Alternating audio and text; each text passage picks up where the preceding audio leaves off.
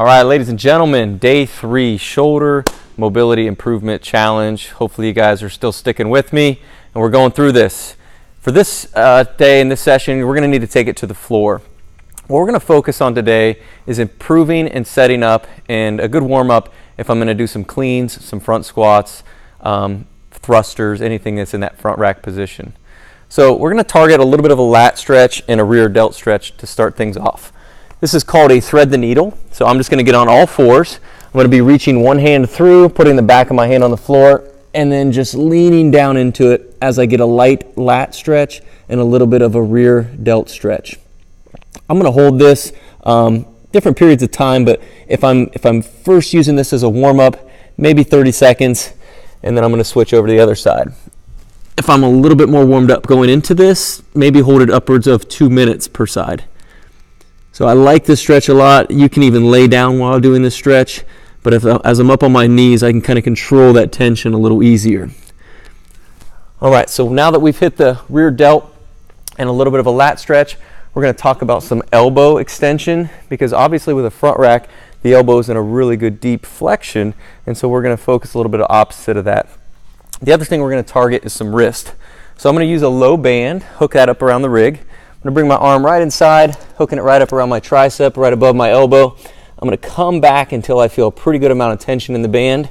Once I set up, the elbow is going to get locked into position because of the band, and now I can target my wrist. So I'm going to be leaning forward, forcing the heel of the hand to stay down, and I can just go through pulsing type of reps, or I can just simply hold it for an extended period of time.